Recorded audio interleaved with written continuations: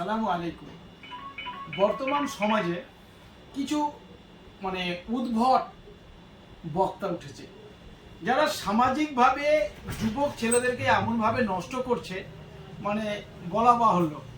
তাই আজকে আমি দেখছিলাম যে মৌলানা হযরত আলী, তার বাড়ি সম্ভবত ঝাড়খণ্ডের আশেপাশে বা কোথাও, আমি ঠিক জানি না, তবে ওনার যতগুলো আমি কমেডি ওয়াজ দেখি তাতে ওনার মাথায় টুপিও থাকে না, এবং তিনি যে হাদিস কোরআনের আলোকপাতে সমাজকে কিছু বলবে সেটাও থাকে না। সব ওই বাংলাদেশের মুজিবুরকে ফলো করে, ওই বাংলাদেশের কি চমতি, ওই রূপচাঁদ, কি সব নাম আছে, বিভিন্ন এরকম হাস্য কৌতুকদেরকে ফলো করে আর ওই রকম কথা মানুষকে উল্টাপাল্টা বলেন। তা আমি মনে করি যে যতগুলো বক্তা হয় তার মধ্যে একটা এ গ্রেডের পাগল বক্তা বটে।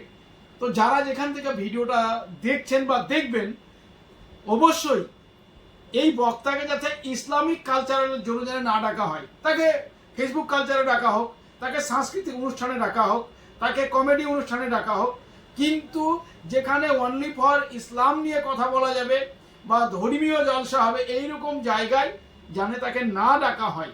কারণ আপনারা দেখুন, দেখে বলবেন, নিশ্চিত অনেক বন্ধু হয়তো আমাকে খারাপ ভাববেন। তো ভিডিওটা দেখুন। বাড়ছে এই তো 4 দিন আসমানকে ছানা করে দেবো নাকি? যেরকম বাড়ছে আসমানকে ছানা ফুট করে চলে যাবো উপরে। এবার যখন বাঁশ যেতে যেতে বাঁশ গালার উপরে চলে গেল, এবার বাঁশের এমন এখানটা কমচি বেরোলো, এখানটা এমন কমচি বেরোলো। এইবার তখন বাসটা মনে মনে চিন্তা করছে, সুবহানাল্লাহ, আসমানকে লাগছে আর ছান্দা করতে পারলাম না, কিন্তু এদিকে কমচি বাড়ালে যখন ফটফট করে ঢুকবো তো কমচি বেঁধে যাবার, চান্দা করে ঢুকতে পারবো না। তখন বাঁশের মাথাটা ছিট হয়ে গেল, আর বাঁশের মাথা ছিট হয়ে যখন আগাল মিহি হয়ে তখন পাত বাড়িয়ে গেল। বাঁশের আগালে যখন পাতা বেরিয়ে গেল রে ভাই, বাঁশটা বলছে আর আসমান ছান্দা করতে পারলাম না। তখন মত করে চিন্তা হয়ে যায়, তখন প্রত্যেক বাঁশের আগাল দেখবেন যে টেনা হয়ে গেছে, এরকম করে পার দিকে দেখছে আর তসবিহ পড়ছে, কখন দাউলি এসে কাটবে। সব সময় বলছে সুবহানাল্লাহ, আলহামদুলিল্লাহ, ওয়ালা ইলাহা ইল্লাল্লাহ, আল্লাহু আকবার, কখন দাউলি এসে কেটে নিবে। তখন মতকে কয়েকবার চিন্তা হয়ে যায়, কিন্তু হোক যখন বাড়ায় তখন মনে মনে ভাবে ছান্দা করে দেবো।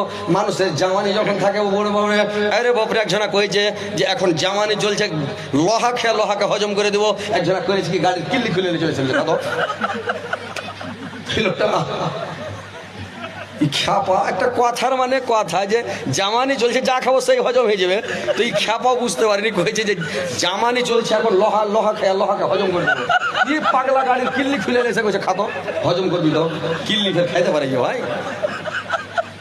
তো ওইরকম মানুষের যখন জামানি চলে, ও মনে ভাবছে আরে কি করবো, সব দুনিয়াকে ফাটিয়ে ফুটিয়ে চলে যাবো নাকি?